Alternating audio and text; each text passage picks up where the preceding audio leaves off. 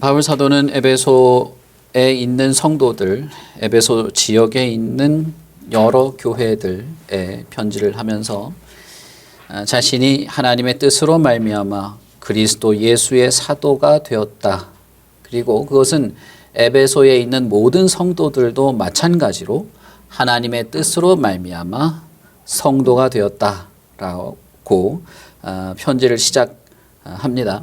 그리고 성도라는 것이 얼마나 풍요롭고 놀라운 은혜의 말인지, 그 성도라는 것이 얼마나 영광스러운 것인지를 우리가 살펴보았습니다. 그리고 모든 성도들, 하나님의 백성들은 하나님과 예수 그리스도로부터 은혜와 평강을 공급받음으로 살아가는 자들임을 이야기했습니다. 바울 사도는 이렇게 편지를 시작하면서 자신은 사도이고 내게 편지를 받는 사람들은 성도로서 그렇게 이야기를 한 다음 3절에 갑자기 찬송하리로다 라는 말로 시작을 합니다. 이제 편지에 인사 말이 있으면 그 다음부터는 이제 본론이 이어지면 좋을 텐데, 갑자기 바울 사도는 찬송하리로다 하나님 곧 우리 주 예수 그리스도의 아버지라고 말하는 것이죠.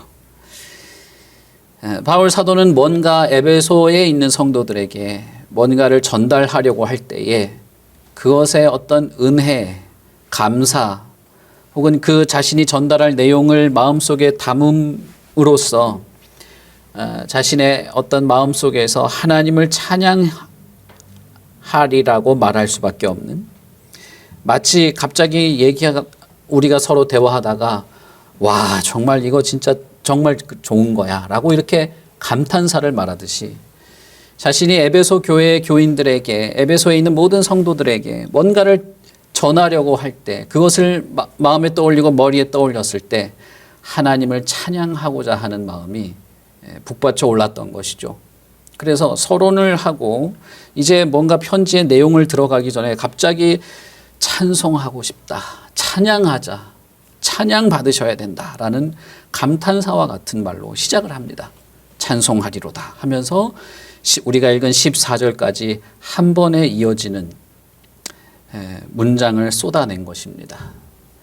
이것을 이제 우리 한글 성경이나 영어 성경에서는 그냥 이렇게 여러 절로 분류를 했지만, 이것이 마치 한 호흡에 한꺼번에 쭉 쏟아낸 것 같은, 앞구절과 뒷구절이 서로 다 이렇게 연결되는 말로 되어 있습니다. 그래서 3절과 14절은 하나의 단락이라고 볼 수 있고, 마치 이것은 노래와 같은 형식이고 시라고 볼 수도 있습니다.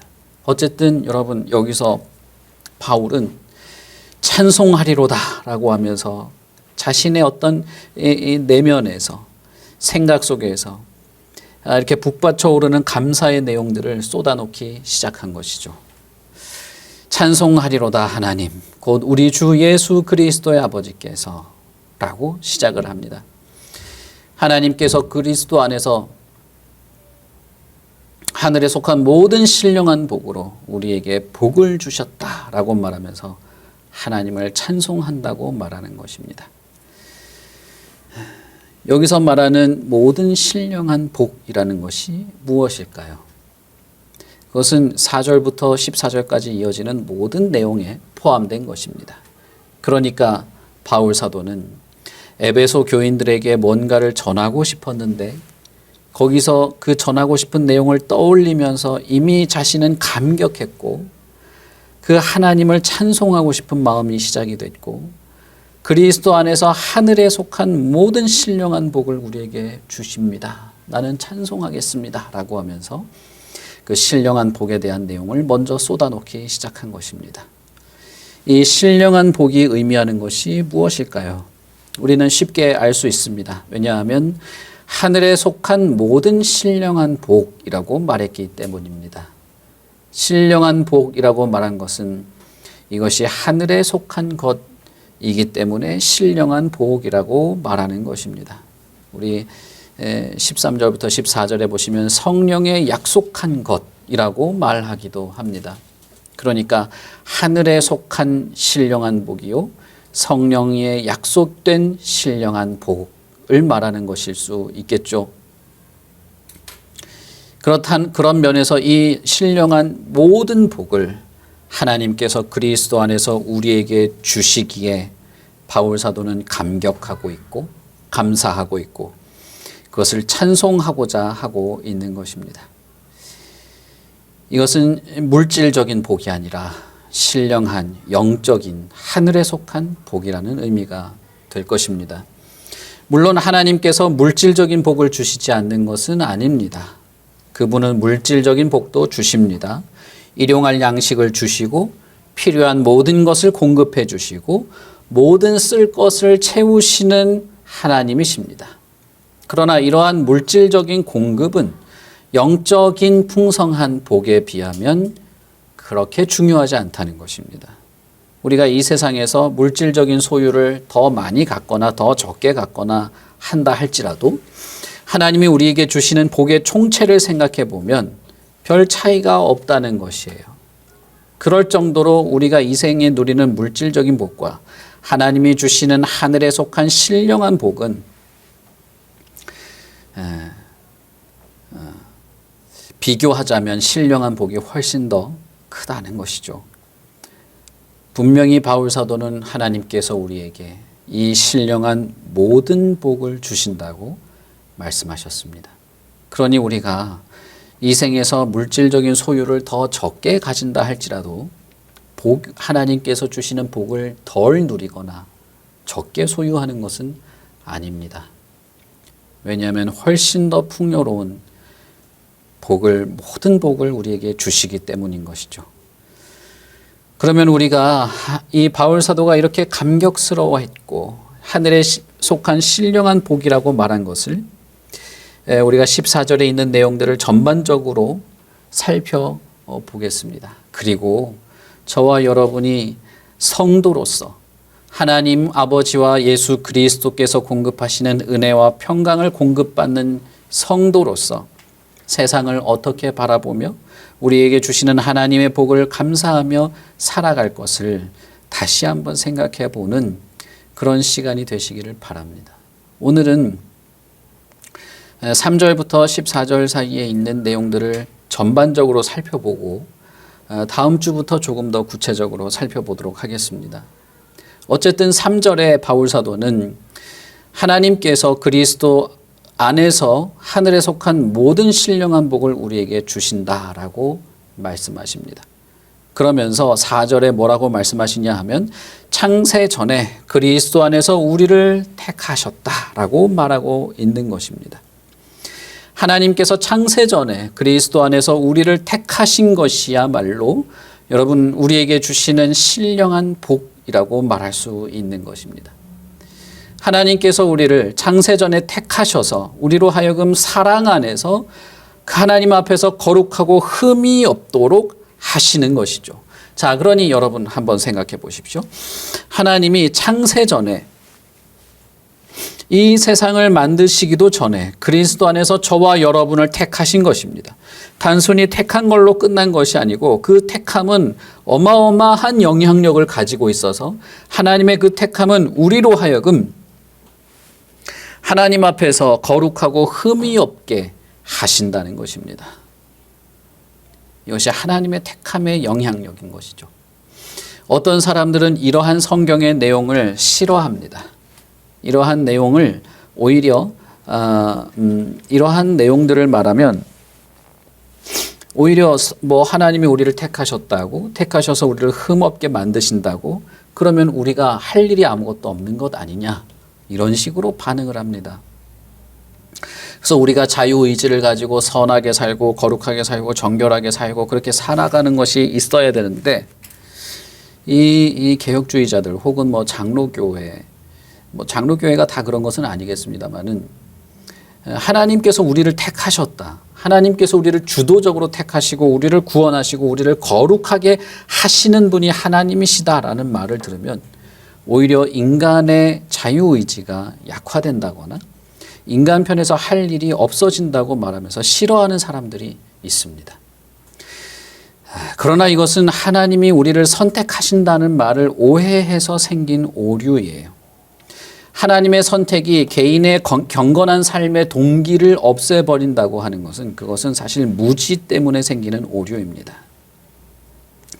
하나님의 선택은 인간의 동기, 자발성을 무시하지 않습니다. 우리는 이 사실을 알아야 하는데 무엇을 알아야 합니까?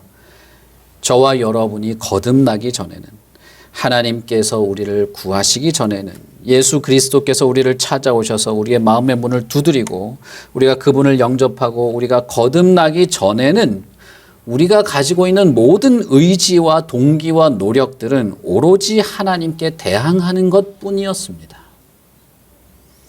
그래서 인간의 의지는 항상 잘못된 것만 선택하였습니다.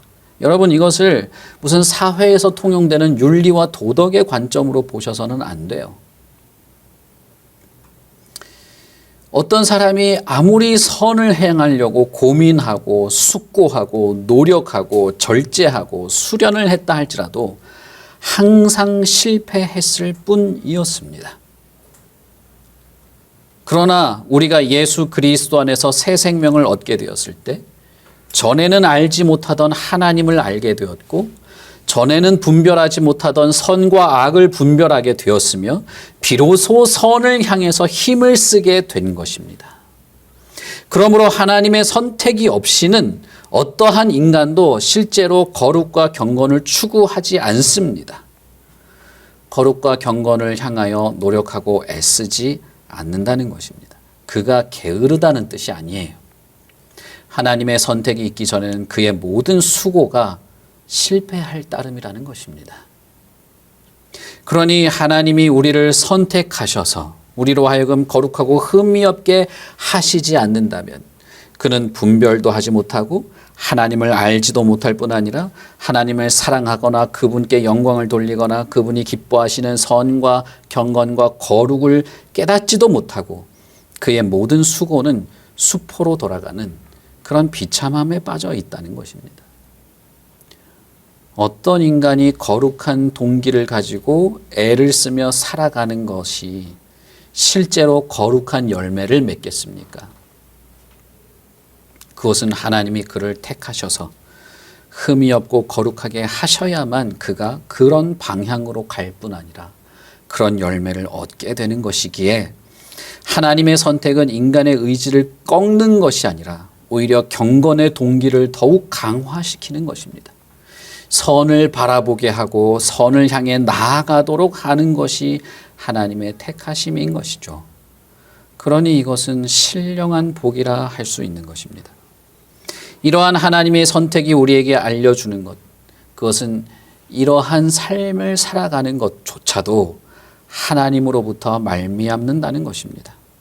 바울은 4절부터 이어지는 모든 문장에서 하나님이 택하셨고 하나님이 예정하셨고 하나님이 주셨고 하나님이 사해 주셨고 하나님이 넘치도록 하시고 하나님이 알게 하시고 예정하셨을 뿐 아니라 예수 안에서 우리로 하여금 성령의 인을 치도록 하셨다. 이것이 처음부터 끝까지 하나님의 역사이다 라고 하는 것을 역설합니다. 자, 여러분은 어떠십니까? 하나님이 우리에게 믿음을 주신다. 그리고 그 믿음을 따라 살게 하신다라는 말을 들을 때 하나님이 우리에게 주시는 참된 믿음, 하나님이 우리를 어떤 우리의 선행적인 노력을 보시지 않고 하나님이 우리를 자발적으로 택하셔서 우리로 하여금 하나님의 자녀가 되게 하셨다는 것이 저와 여러분을 게으르게 만듭니까?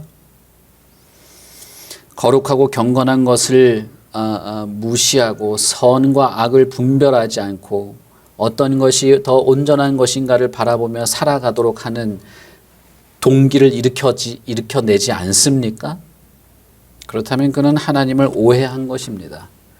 사실상 그는 그 안에 믿음이라고 하는 것이 없는 것입니다.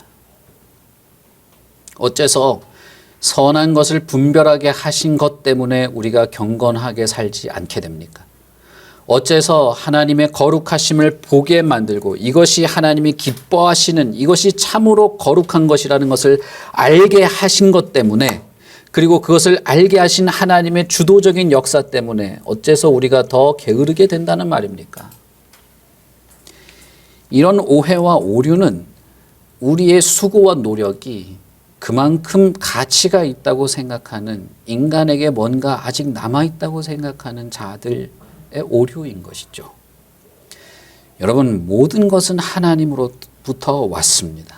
믿음도 하나님으로부터 왔어요. 그렇다 할지라도 내가 믿기를 원하지 않아야 됩니까?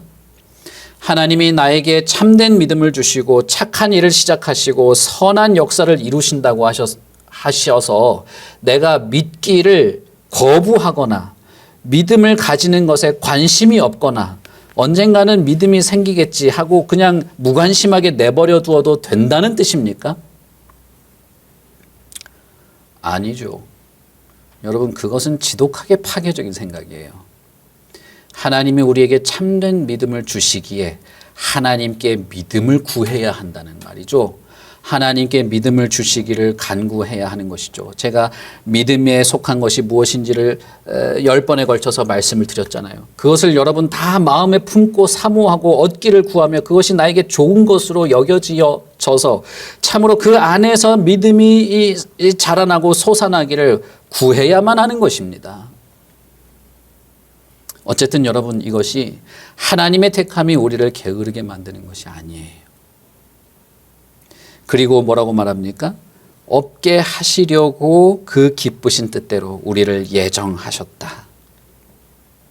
그리고 예수 그리스도로 말미암아 자기의 아들들이 되게 하셨다라고 말합니다. 바울 사도는 하늘에 속한 이 신령한 복이 우리를 그저 택하신 것으로 끝나는 것이 아니고 그 택하심은 우리를 아들로, 자녀로 삼으시는 것까지 포함한 택함이었다고 말하고 있습니다.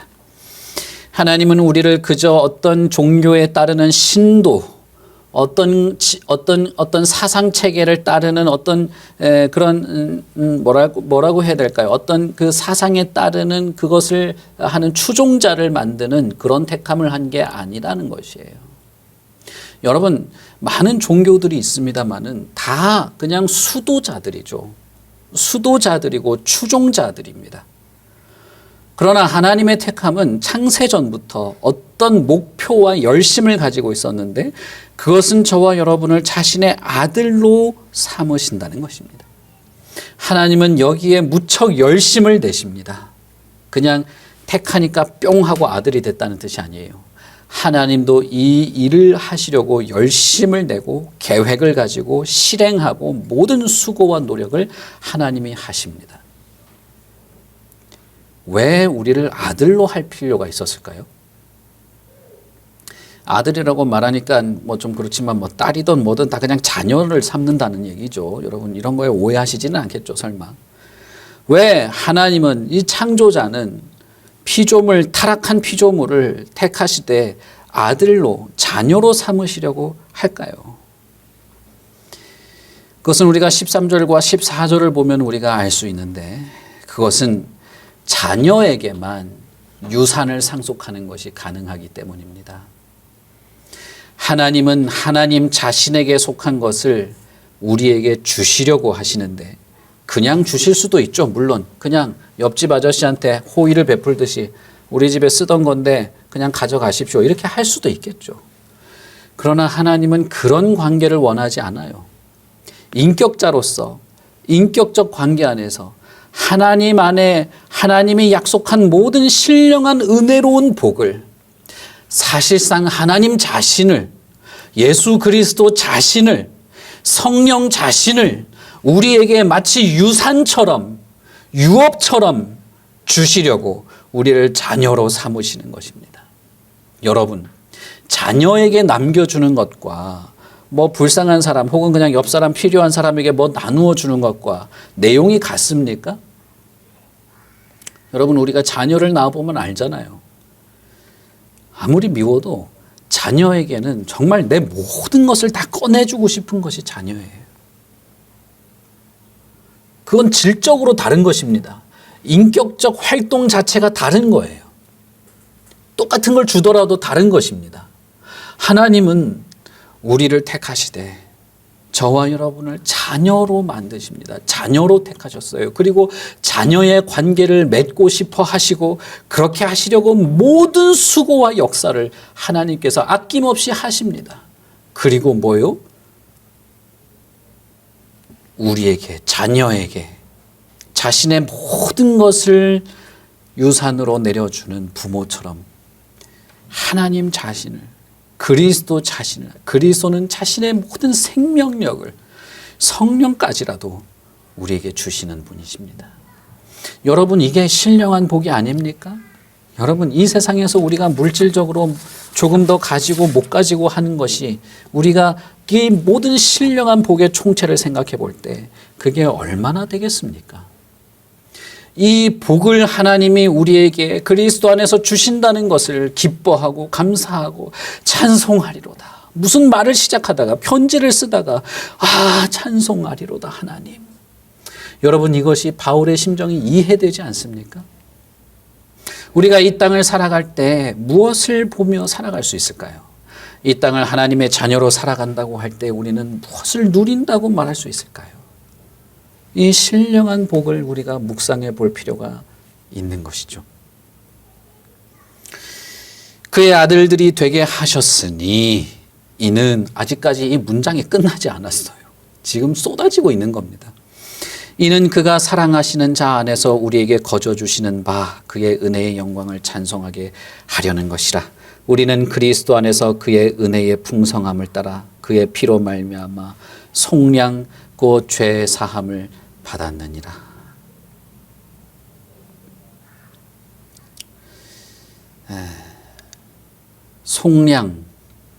속량이라는 말은 구속이라는 말이고, 구속이라는 말은 구출된다는 말입니다. 이게 옛날 말이라서 이렇게 된 것입니다. 굳이 속량이라는 말을 쓴 것은 갚아야 될 것을 대신 갚아주고 구출하는 그런 이미지입니다. 이 말은 주로 어디에서 썼냐 하면 노예 신분에서 해방하기 위해서 노예의 값을 치르는 것을 속량이라고 하였습니다. 이것은 노예 제도가 있는 데서는 항상 일상적으로 있는 것이었죠. 혹은 또 이렇게 인질로 잡힌 자에게 이렇게 돈을 주고 인질을 풀어주는 그런 단어가 속량이라고 할 수 있습니다. 그러니까 이 의미는 노예로 사로잡힌 자를 그 노예의 신분으로부터 구출했다, 구속했다 라는 의미가 되는 것이죠. 그것을 곧 죄사함을 받은 것이다 라고 말하고 있는 것이죠. 바울은 이를 두고 우리가 그리스도 안에서 그의 은혜의 풍성함을 따라서 그의 피로 말미암아 값을 치렀다, 곧 죄사함을 받았다 라고 말합니다. 죄의 노예 상태에서 구출된 것을 말하는 것입니다. 성경은 여러 본문에서 인간의 상태는 죄의 노예에 사로잡힌 상태라고 아주 의미심장하게 말합니다.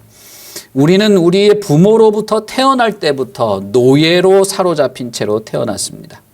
죄의 노예라는 것이죠. 다윗이 뭐라고 고백합니까? 나는 어머니의 모태에서부터 죄에 사로잡힌 자였다라고 말합니다.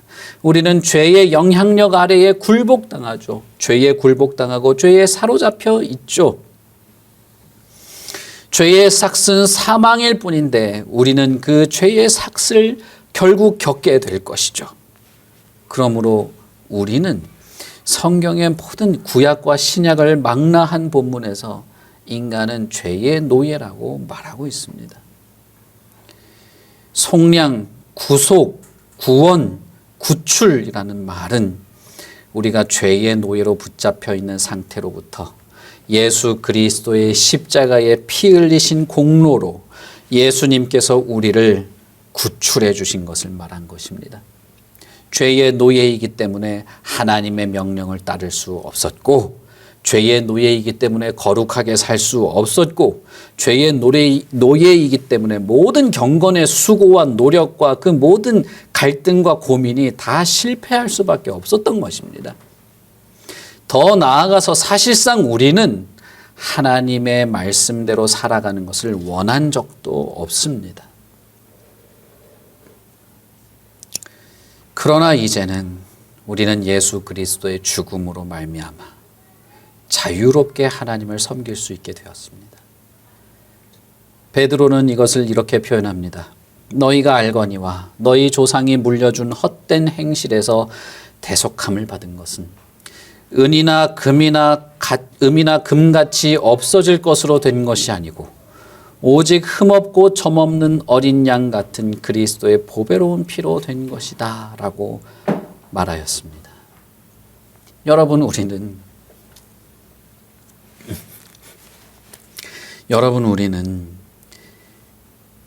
우리가 잘나서 구출된 적이 없어요.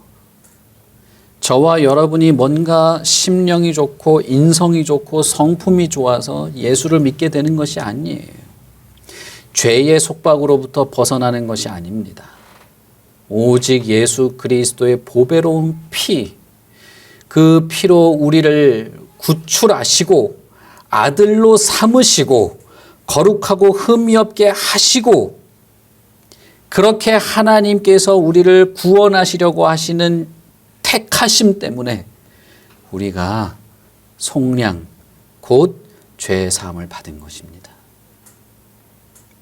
그렇기 때문에 여러분 이것은 복이라고 할 수 있어요. 저와 여러분이 수고하고 이렇게 노력해서 얻어낸 것이 아닙니다. 예수를 믿어보려고 무슨 수고를 했던 하나님의 모든 노력, 하나님의 그 모든 역사에 비교하면 그것은 아무것도 아닌 것입니다. 예전에 제가 학교에 다닐 때 수업 시간에 어떤 분이 교수님과 이렇게 대화를 하다가 이런 얘기를 하는 거예요. 내가 예수님을 믿고 정말 구원받고 싶어서 부모님들이 그렇게 반대하는데도 교회에 나왔다. 아버지한테 얻어맞고 심지어는 머리를 이렇게 삭발을 당하는데도 그래도 나왔고 부모님께 전도하려고 그렇게 애를 쓰고 그래도 끝까지 부모님을 섬기면서 사랑하면서 이렇게 교회를 나오면서 예수를 믿고 그렇게 사역도 했고 뭐 학교에 왔으니까 사역자가 된 거죠. 그렇게 했다. 그런데 내가 예수를 믿는 게 아니냐 이렇게 말하더라고요. 물론 여러분 그것은 귀한 것입니다. 그리고 그런 일들은 예수 그리스도를 향한 진실한 마음이 없이는 그렇게까지 할 수 없는 것은 맞겠죠. 그러나 여러분 그렇게 했다고 저와 여러분이 믿음이 생기고 구원을 받는 게 아닙니다. 그걸 폄하하려는 게 아니에요. 폄하하려는 것이 아니라 그리스도께서 우리를 구출하신 내용에 비하면 그것은 사실상 사소한 것에 불과할 만큼 이것은 어마어마한 것이었다는 거예요. 사실은 저와 여러분이 구속, 구출, 죄를 깨닫고 죄를 혐오하며 죄를 짓지 않으려고 하고 하나님의 선한 것을 깨닫고 그로 하여금 선을 행하도록 살게 하는 모든 일은 사실상 하나님 그리고 예수 그리스도의 역사입니다. 그래서 우리는 예수 그리스도의 십자가에 언제나 매달리고 굴복하고 다시금 나를 구속하고 구출하고 구해달라고 간절히 매달리는 것입니다.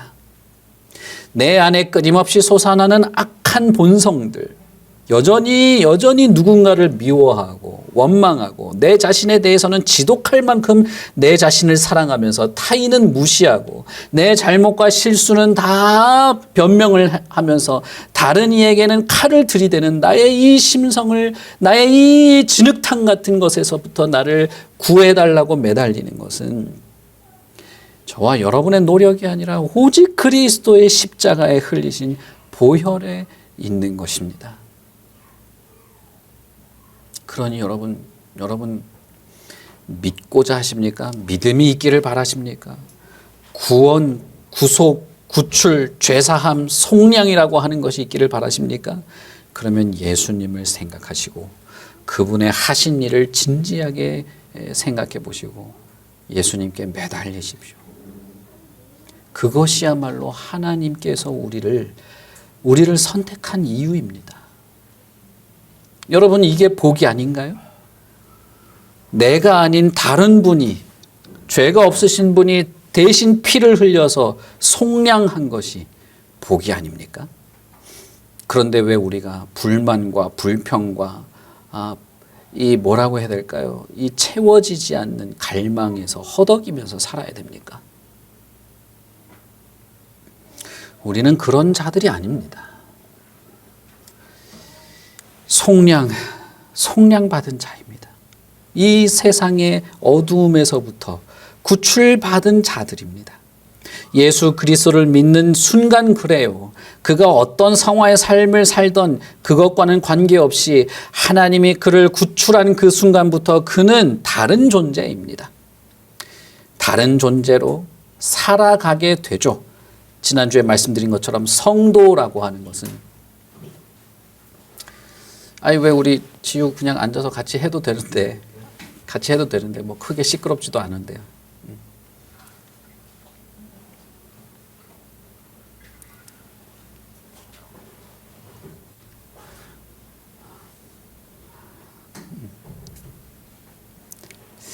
여러분들 혹시 아이들이 좀 시끄럽게 하더라도 그거를 뭐라고 해야 될까 방해가 된다고 생각하시면 안 돼요. 그렇게 생각할 가능성이 제일 많은 사람은 나예요, 나. 근데 여러분 우리는 성인이고 알아듣고 무엇보다도 예수님을 먼저 믿은 자들 아닙니까? 그러면 우리는 인내해야 됩니다. 인내해야 돼요. 물론 그렇다고 해서 방치해두라는 건 아니고요. 저도 모르겠습니다. 어쨌든 방치할 필요는 없어요. 또 방치하는 분들이 가끔씩 있는데 그건 안 되고 그렇습니다. 그렇죠. 그렇기 때문에 이 속량과 죄 용서는 아주 밀접한 관계를 가지고 있습니다. 죄의 속박에서 우리를 속량하는 것이기에 구속과 구원은 죄 용서와 밀접한 관계를 가지고 있죠. 그러나 죄 용서와 구속, 죄 용서와 구원 혹은 죄 용서와 속량은 다른 개념입니다. 속량이라고 하는 것은 죄의 속박으로부터 자유함을 얻는 것입니다. 흔히 우리가 말하는 구속이라는 말은 이런 것이죠. 죄의 노예로부터 자유함을 얻는 것이고 그로 말미암아 죄가 우리를 더 이상 좌지우지하지 못하는 것을 말하는 것입니다. 죄에 우리가 넘어질 수도 있고 실족할 수도 있고 유혹 때문에 흔들릴 수도 있으나 그러나 그는 죄의 속박으로 다시 들어가지 않는다는 것이에요. 언제나 하나님께로 다시 마음을 돌이킬 수 있는 그런 자라는 것이죠. 그러나 죄의 용서함은 죄의 추하고 더럽고 죄의 악함으로부터 우리를 깨끗하게 만드는 우리가 깨끗한 신분이 되는 것을 말하는 것입니다. 우리의 죄를 용서하시고 깨끗하게 하시는, 정결하게 하시는 것을 말하는 것이죠. 다윗은 이렇게 말합니다. 시편에서 내 영혼아 여호와를 송축하며 그의 모든 은택을 잊지 말지어다. 그가 내 모든 죄악을 사하시며 내 모든 병을 고치신다라고 말합니다. 예레미야 선지자는 이렇게 말합니다. 내가 그들의 악행을 사하고 다시는 그 죄를 기억하지 아니하리라. 요한은 요한일서에서 이렇게 말하죠. 만일 우리가 우리 죄를 자백한다면 그는 미쁘시고 의로우사 우리 죄를 사하시며 우리의 모든 불의에서 깨끗하게 하실 것이다. 노예의 신분에 있는 자를 단지 노예의 신분에서 벗어나게 하는 것뿐 아니라 실제로 저와 여러분의 죄를 깨끗하게 씻어서 다시는 기억하지 않겠다라고 하시는 것입니다. 그래서 우리는 이제 뭡니까? 죄인이 아니라 하나님께 의인으로 인정받게 되는 것이죠. 그것이 죄 용서라 할 수 있습니다.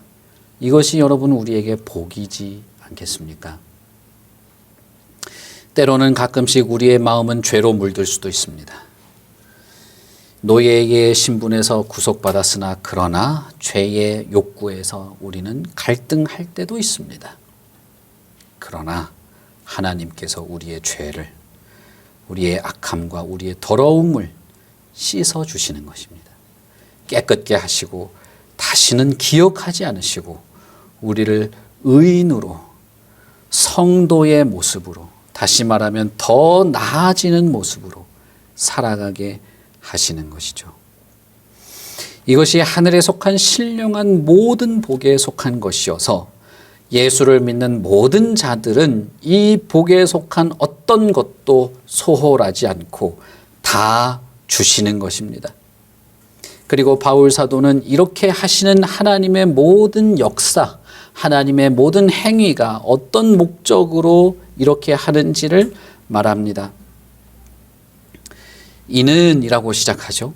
이는 그가 모든 지혜와 총명을 우리에게 넘치게 하사 그 뜻의 비밀을 우리에게 알리신 것이요 그의 기뻐하심을 따라 그리스도 안에서 때가 찬 경륜을 위하여 예정하신 것이니. 그리스도 안에서 때가 찬 경륜을 위하여 예정하였다는 거예요. 이것은 그가 모든 지혜와 총명으로 우리에게 넘치게 하시면서 예정한 것인데 10절에 보시면 뭐라고 말합니까? 하늘에 있는 것이나 땅에 있는 것이 다 그리스도 안에서 통일되게 하려고 그렇게 하셨다는 것입니다. 이 10절, 9절과 10절에 있는 내용이야말로 바울 사도가 3절부터 14절까지 한 이 찬송에 가까운 이 경탄에 가까운 이 내용의 클라이막스처럼 느껴집니다. 이것은 정말로 경탄스러운 것입니다. 하나님의 이러한 모든 역사, 그의 수고와 택하심의 목적은 어떤 영광스러운 결과를 가져오게 될 것입니다. 그것은 정말 천상의 영광을 드러낼 일입니다. 그것은 무엇입니까? 그 뜻의 비밀을 우리에게 알리시고 그리스도 안에서 때가 찬 경륜을 위하여 예정하셔서 하늘에 있는 것이나 땅에 있는 것이 다 그리스도 안에서 통일되도록 하는 것입니다. 여러분, 천상이 우리가 만약에 하나님 나라에 가게 된다면 우리는 이걸 보게 될 겁니다. 그리스도 안에서 모든 것이 통일되어 있을 겁니다. 그리스도 안에서 모든 것이 연합하여 하나가 되어 있을 것입니다. 이것이 어마어마한 영광스러운 것이어서 정말 이 찬송에, 이 찬송하리로다 했던 것의 정점이라고 저는 느껴져요. 여러분, 역사 속에서 인류로 기억되는 그 역사의 모든 것을 다 망라해도 인류는 통일되어 본 적이 없습니다. 우리가 창세기에서부터 알죠. 바울이 살던 시대도 마찬가지였습니다. 그는 정말 파괴적인 시대를 살았습니다. 전쟁이 국가의 당연한 일상이었던 시대를 살았어요. 헬라인과 로마인들이 전쟁을 했고 유대인과 이방인들이 서로 테러를 일으키면서 죽였고 부자와 가난한 자가 서로 대립했고 귀족과 평민들이 서로 다투는 시대에 살았습니다. 사람들이 자기 유익을 위하여 다른 사람과 싸우고 투쟁하고 더 나아가서는 하나님을 대적하는 시기를 살았어요. 이런 시대, 이런 세계에 복이란 것이 무엇입니까? 이런 세계의 구원이란 것은 무엇이겠습니까? 여러분, 바울이 살았던 그 고대 로마만 그렇게 파괴적이었을까요? 여러분 한번 생각해 보십시오. 현대 대한민국은 더 평화로워졌습니까? 저는 위기감이 느껴질 만큼 현대 사회는 파괴적이에요. 파괴적이고 계층 간에 세대 간에 분열합니다. 그리고 분열한 상대방을 이해하고 납득하고 설득하기보다는 상대방을 죽여야 정의가 세워진다고 생각하죠. 여러분은 안 그러십니까? 내가 다른 사람보다 조금 더 잘 벌기 위해서, 조금 더 잘 살기 위해서, 조금 더 가지기 위해서 무한 투쟁과 무한 경쟁을 하는 것이 사회의 기본적인 시스템이 되어 있지 않습니까? 심지어는 하나님을 폄하하고 무시하는 것이 지적인 세계에 우리는 살고 있어요. 저는 정말 심각한 것을 많이 느낍니다. 예전에는 예전에는 제 친구들이나 제 주변에서도 뭐 제가 친구 집에 놀러 가서 제가 이렇게 밥 먹기 전에 기도하고 하면 제 친구 어머니가 너 교회 다니냐 그러면 자기 아들한테도 야 너도 같이 교회 가봐 이랬어요. 전도 안 해도. 그러면서 교회 다니는 사람 중에 나쁜 사람 없어 뭐 이런 말을 흔히 했습니다. 물론 싫어하는 사람도 있었죠. 물론. 그러나 요즘은 정말 파괴적이에요. 정신적으로도 파괴적이지 뿐 아니라 물질적으로도 정말 파괴적입니다. 인류가 인간 세상이 여러분 통일된다고 하는 것은 이것은 사실상 뭐라고 하면 좋을까요? 기적인 것이죠. 이런 일이 일어난다면 그것은 기적입니다. 신적인 역사라고밖에 할 수 없을 것입니다. 그리고 인류는 단 한 번도 이런 것을 경험해 본 적이 없어요. 그래서 이것이 얼마나 영광스럽고 참으로 평강이 찾아오는 것인지를 상상조차 할 수 없습니다. 인류 역사에 있어 본 적이 없기 때문이에요. 우리 쌍둥이들은 뱃속에 있는데도 서로 발로 차던데요. 둘째가 찼나 셋째가 찼나 막 차니까 한 놈은 손가락 쭉쭉 펴고 있는 게 초음파에 보이는 거예요. 이제 까먹었네요. 누가 찼는지. 그만큼 우리는 경험해 본 적이 없는 통일이라는 겁니다. 바울은 빌립보 교회에 편지하면서 이렇게 씁니다. 하늘에 있는 자들과 땅에 있는 자들과 땅 아래에 있는 자들로 모든 무릎을 예수의 이름에 꿇게 하시고 모든 입으로 예수를 주라 시인하여 하나님 아버지께 영광을 돌리게 하셨느니라.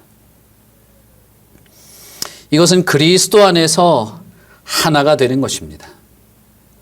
그리스도 안에서 통일되는 것이고 천상은 사자와 양이 함께 뛰노는 것이고 독사와 어린아이가 함께 뒹구는 곳이 될 것입니다.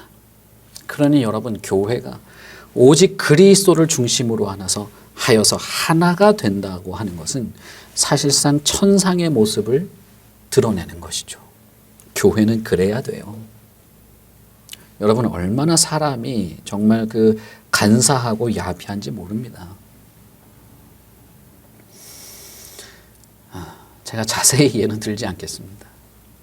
간사해, 야비하고 아주 사소한 걸로 내가 남보다 더 낫다고 하려고 합니다.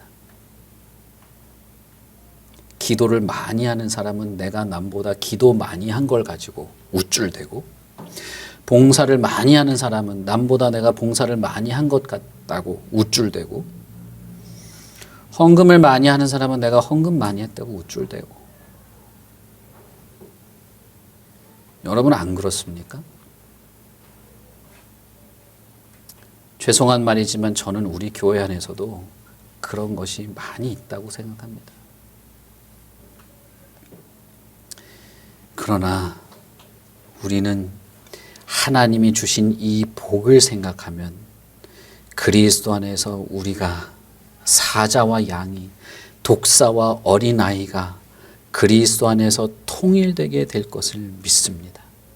이것을 바라고 그것을 품고 교회가 하나됨을 서로 겸손하게 이룰 수 있다고 저는 믿어요. 이것이 하늘에 속한 신령한 복이기에 우리는 이것을 반드시 누리게 될 것입니다. 그리고 이것을 하나님께서는 성령으로 인을 치셨어요. 이것은 성령이라고 하는 것을 마치 인처럼 우리에게 주셨다는 것입니다. 이것은 무엇을 말하느냐 하면 인을 치다는 것은 도장을 찍었다는 의미입니다. 예전에는 요즘에는 우리가 인주에 찍어서 도장을 찍습니다만은 옛날에는 밀랍을 녹였습니다. 밀랍을 녹여가지고 그것을 편지를 돌돌 말아서 말린 그 경계선을 밀랍으로 봉했어요. 그래서 도장을 찍어서 굳혀서 완전히 밀봉하는 거죠. 그걸 인치는 것이라고 하는 것입니다. 그렇게 되면 그 편지는 이렇게 누가 이 밀봉을 뜯어서 부셔버리지 않는 한은 그 편지의 내용을 고칠 수 없는 것이죠. 그렇기 때문에 이 계약서를 쓰고 뭘 이렇게 한 것을 말아서 혹은 접어서 밀랍을 부어서 완전히 그 경계선을 막은 다음에 도장을 찍어버리면 그것이 인친 것이고 확실한 확증으로서의 증거가 되는 것이죠. 하나님께서는 이 모든 신령한 복과 함께 최고의 정점인 그리스도 안에서 모든 것이 하늘에 있는 것이나 땅에 있는 것이나 모든 교회와 성도와 이 존재들이 그리스도 안에서 통일되게 한다고 하는 이 복을 밀봉하신 것입니다. 예전에는 밀랍을 녹였다면 하나님은 성령으로 그것을 밀봉하셨다는 거예요. 성령으로 봉하신 것입니다. 이제 그렇다면 그것은 무엇입니까? 이것이 변경되거나 취소되거나 하지 않는다는 것입니다. 이 일은 이미 창세전에 삼위 하나님 사이에서 약속되었고 합의되었고 동의된 것이었습니다.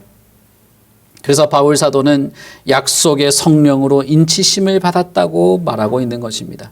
성령을 증거로 우리에게 주신 것입니다. 그리고 이 서류에 이 하나님의 이 약속에 인을 치셨다는 것은 무엇입니까? 그것은 우리를 자녀로 여긴 것도 변함이 없을 것이고 자녀에게 베푸는 기업도 변함이 없을 거라는 것이죠. 그래서 13절 14절을 뭐라고 합니까? 이는 우리의 기업의 보증이 되사 그 얻으신 것을 속량하시고 그의 영광을 찬송하게 하려는 것이다 라고 말합니다. 여러분, 이것이 하늘에 속한 신령한 복입니다. 우리가 이것을 누리고 있는 것입니다. 이것을 우리가 더 알고 그 안에서 누리고 기뻐하고 이 파괴적인 세상을 살지만 그러나 다른 세상에 사는 하나님의 자녀로 살 수 있는 것이죠. 우리가 왜 세상의 가치관에 흔들리며 이리저리 방황을 해야 합니까? 그리고 마지막으로 살펴볼 것은 바울 사도가 이 짧은 문단에서, 이 짧은 하나의 문단에서 무던하게 그리스도 안에서라는 말을 반복하고 있다는 것입니다. 제가 지난주에도 말씀드렸죠. 바울 사도는 정말 그리스도 안에서라는 말을 많이 했습니다. 오늘 우리가 읽은 본문에서도 그리스도 안에라는 말을 반복하고 있습니다. 그리스도 안에라는 말이 뭐라고 말씀드렸죠? 그리스도와 연합을 하는 것이라고 말씀을 드렸죠. 그리스도와 연합하여 이 연합을 통해서만 이 모든 복이 우리에게 주어지기 때문에 바울 사도는 그리스도 안에서 우리를 택하셨고 그리스도 안에서 우리를 아들로 삼으셨고 그리스도 안에서 우리에게 이 모든 신령한 복을 주시고 그리스도 안에서 통일되게 한다고 말하고 있는 것입니다. 창세전에 그리스도 안에서 우리를 택하셨기 때문에 우리의 선택조차도 그리스도 안에서 받은 것입니다. 그러니 이 모든 것은 처음부터 마지막이 다 그리스도를 통해서만 우리에게 주어지는 것입니다. 우리가 그리스도인으로서 누리는 모든 복은 예수 그리스도를 통해서만 우리에게 옵니다. 하나님은 모든 인간들에게 일정한 복을 베푸시죠. 악인들에게도 복을 베푸십니다. 악인들에게도 해를 비치며 비를 내려주시죠. 우리는 흔히 이것을 일반 은혜라 말합니다. 그러나 바울이 여기서 말하는 모든 신령한 하늘에 속한 특별한 그리스도와의 연합이라고 하는 은혜는 특수한 것입니다. 우리는 신학적으로 이것을 특별 은혜라 말하죠. 이것은 그리스도만이 누리는 것입니다. 이 특별한 은혜는 그리스도만이, 그리스도인들만이 누리고 이 말 때문에 어떤 사람들은 기독교를 싫어하기도 합니다. 그러나 성경은 이것을 모호하게 말한 적이 없어요. 이것을 너무나 분명하고 선명하게 구분지어 놓았습니다. 경건하지 못한 사람이, 예수를 믿지 않은 사람이 이 세상에서 많은 것을 풍요롭게 누리고 살 수 있을지 몰라요. 심지어는 악행을 일삼는 사람조차도 이 세상에서 풍요를 누리다가 죽을 때도 편안하게 죽고 죽은 다음에도 호화로운 묘를 지어서 그렇게 묻힐지도 모릅니다. 그러나 바울이 언급하고 있는 창세전부터 하나님으로부터 시작된 이 은총에 대해서는 누릴 수 없는 것입니다. 바울 사도의 관심은 그리스도인들에게 베푸시는 이 특별한 은총과 특권을 우리가 잘 알고 잘 이해하고 그 의미를 잘 파악하며 이 땅을 살아가는 것입니다. 이와 같이 이 모든 신령한 복은 주 예수 그리스도를 통하여 그 안에서 우리에게 주어지고 오직 그분을 통하여 누리게 될 것입니다. 여러분, 우리가 그리스도 안에 있지 않는다면 사실상 그리스도인이 될 수 없는 것이죠. 예수 그리스도는 우리에게 있어서는 처음이요 마지막입니다. 우리의 택함조차도 그리스도 안에서 된 것이고 우리가 마지막 통일될 것도 그리스도 안에서 될 것입니다. 그분과 떨어져서는 우리가 누릴 이 특별한 복은 아무것도 누릴 수 없는 것입니다. 그리스도와 떨어져 있는 것은 뭘 말할까요? 그리스도와 떨어져 있는 것은 무엇입니까? 에베소서 2장에서 바울 사도는 이렇게 말하죠. 그때에 너희는 그 가운데 행하여 이 세상 풍조를 따르고 공중의 권세 잡은 자를 따랐으니 곧 지금 불순종하는 아들들 가운데 역사하는 영이라. 그때 너희는 그리스도 밖에 있었고 이스라엘 나라의 밖의 사람이라. 약속의 언약들에 대해서는 외인이요 세상의 소망이 없고 하나님도 없는 자들이었다 라고 말합니다. 그리스도의 복음의 진리를 알지 못하고 죄와 허물 가운데 여전히 살며 이 세상 풍조에 이 세상의 권세를 잡은 자를 따르는 것은 그리스도 밖에 있는 것입니다. 그러나 예수 그리스도의 복음을 알고 그것을 듣고 그리스도의 십자가의 대속의 죽으심을 믿고 그분을 나의 주요 구주로 영접하고 새로운 생명으로 살아나게 되는 모든 그리스도인들은 이 모든 영적인 복을 소유하고 있으므로 우리는 하나님을 찬양하며 살 수 있는 것입니다. 하늘에 속한 이 모든 신령한 복은 하나님이 자신의 외아들의 피를 흘리게 하심으로 우리에게 주신 것입니다. 그러므로 여러분, 우리에게 유일한 소망, 우리의 전부는 예수 그리스도시고 그리스도 안에서 그분과 연합하여서 그분의 가지처럼 그분의 몸의 지체처럼 우리가 그리스도와 하나가 되어서 그로부터 얻어지는 모든 신령한 복을 누리고 기뻐하고 숙고하고 묵상하며 이 세상을 다른 눈으로 보며 살아가는 것이야말로 정말 복된 삶이 되는 것입니다. 여러분, 예수 그리스도를 믿으십시오. 그분의 백성으로 그리스도를 믿는 참된 믿음으로 나아오십시오. 하나님이 그리스도 안에서 베푸시는 모든 신령한 복을 누리시고 복된 삶을 사시기를 바랍니다. 우리 같이 기도하겠습니다.